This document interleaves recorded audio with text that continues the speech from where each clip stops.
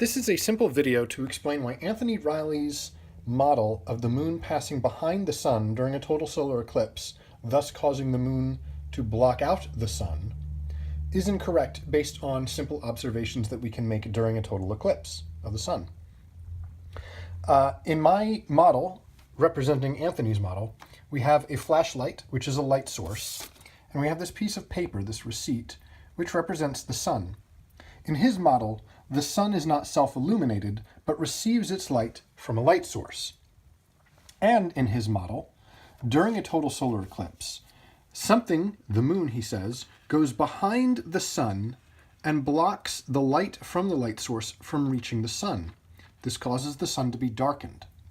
The problem with this model is that because the moon has stopped the light source from reaching the sun should no longer be illuminated from any angle, from any location on Earth. Your perspective on Earth should not change your experience of a total solar eclipse in Anthony's model. This is not what is observed on Earth, however. You have to be in a very particular place on Earth to see a total solar eclipse, and you need to be within another certain area on Earth to see the sun be eclipsed at all. If, instead, the moon passed in front of the sun, even if the sun received its light from another light source, like Anthony claims, such as in this model, the moon has now passed in front of the sun. However, the sun is only blocked out from a certain point on the Earth. Other perspectives can see the sun because they are not in the line of shadow being made from the sun past the moon to the Earth.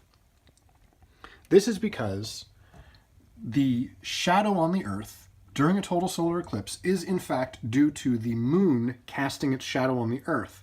It is not due simply to the sun no longer having light.